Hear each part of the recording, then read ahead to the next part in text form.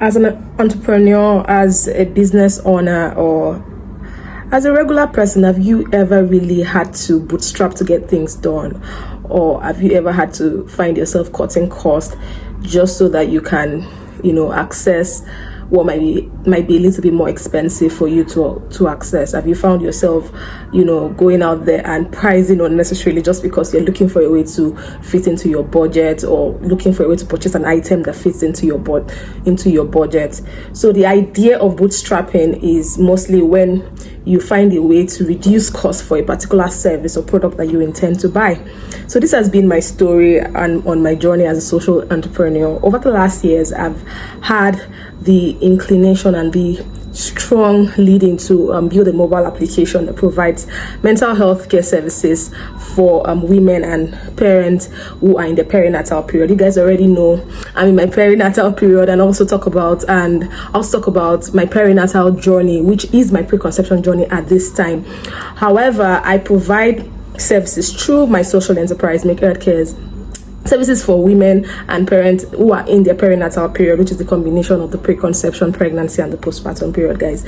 So thinking about it, I wanted to include tech into what I am doing, and that way it will pass for health tech. So in Nigeria, we do not have perinatal mental health therapists just yet.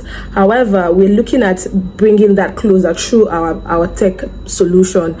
And one of the challenges that we really had, planning to do that, was getting and paying for developers to build us a mobile application.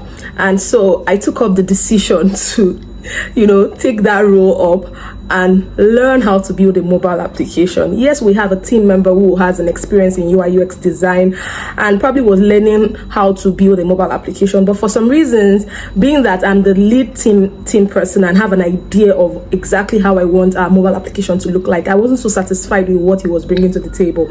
So I took on this new adventure. I saw an application by Women Techstar Fellowship, and I decided, okay, why don't I take in the mobile application learning track and see how it goes. Guys, I'm really nervous. I don't know what this journey is going to be. We started class for the first time on Monday, and for some reasons I've been very nervous. All through the class I've been making jokes because I'm like, what am I doing here? But I'm just here to share with you guys how the journey has been so far the last 1 week.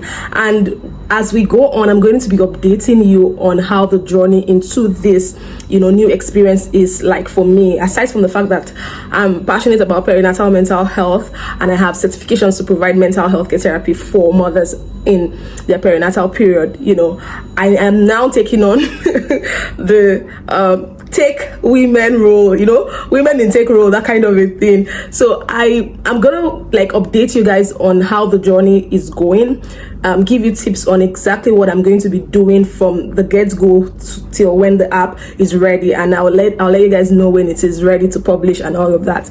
But right now I want to share with you how it has been for me in my first week learning how to, because I think the first thing that you have to do, regardless of wherever it is that you are in tech, is at least you have to know the basics. You have to know how to code in some ways, and for you to be able to build a mobile application, you have to know how to back end at least code to produce what you want to see in your mobile application. And that's what we've been learning for the first week. So we started out learning about Kotlin, that part, and we started out learning about a lot of things on how to generate codes and programming. So it has been an interesting time. Yes, I won't even lie, I'm just there looking at all those funny things. I'm like, what's going on here? But it's interesting. I like the adventure, I like the journey. But one of the things that stood out for me on this journey so far for the last 7 days is what I want to share with you.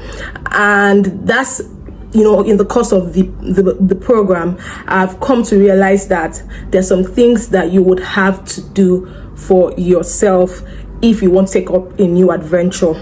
It could be learning, it could be whatever it is, but if you're taking on something new that you haven't done before, you have to learn. And so one of the things that stood out for me is what I want to share with you.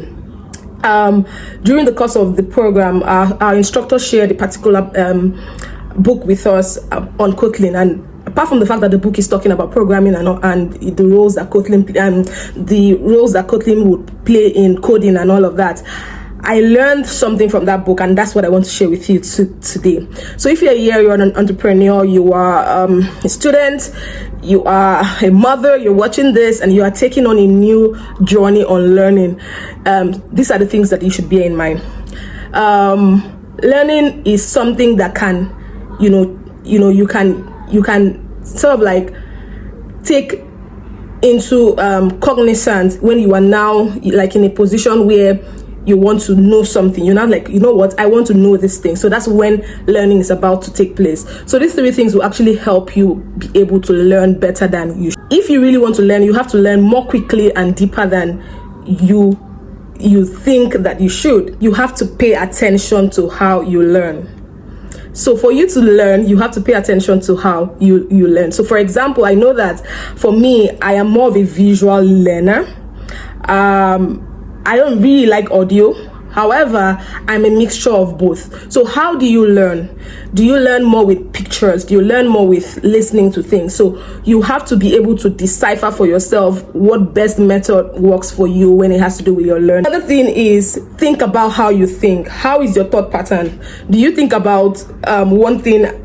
Yeah, maybe you're thinking about food, and the next thing you're thinking about class, and then you're thinking about TV, you're thinking about, or you are someone who follows your line of thought or up until the end of that thought. Now, the way you think affects the way you learn and can interfere during your learning time. So you can be in class going through your session, and because of the way your thought pattern is, it can get you distracted and can affect your learning. So if you're someone that is focused on a particular thinking pattern and follows it through, it might be easier for you to achieve learning. But if something interferes in your thought pattern, sometimes it might interfere in your learning time, and that can be a problem. So you need to know how you think when you are learning. Then another thing you have to do is to learn how you learn. Now, when you now understand, so if you know that you are a kinetic or a visual or an audio learner, you now have to learn how that works for you.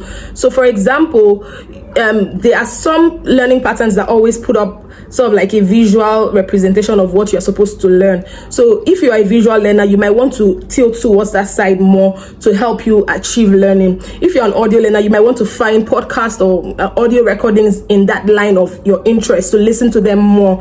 If you're a kinetic learner that likes to watch people convert learnings to art or dancing or whatever it is, and learning is achieved, you might want to tilt towards that too. So these are the ways that you can use to achieve learning. And reading that book actually helped me, because I've been struggling with yes, I know that we're still young in the course, and I am very optimistic that it will be an interesting journey. So I thought to share with you guys what you can use to improve learning, just in case you are going on a new adventure, to taking on a new course or doing whatever it is that you are not so used to. I hope you found this really useful, and I want to encourage you to keep tabs on me on this journey, where I'm going to be sharing with you maybe more things. I'll try to break down the conversations so that you can understand, and a layman like you can relate to what I'm going to be saying on my journey to becoming a tech woman.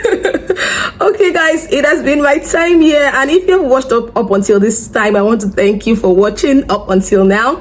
So it's a good time to give this video a thumbs up if you like this content, and if you dislike this content, it's a good time to dislike it. I like to know why. Drop a comment, share with me what your thoughts are, share with me what you want me to talk about on this particular journey that I'm going on. That doesn't mean I'm not going to be talking about mental health care in terms of mother and child and parenting. I'm still going to be coming around to talk about that, but this is where I am on this journey, and so I just thought to share with my audience where I am.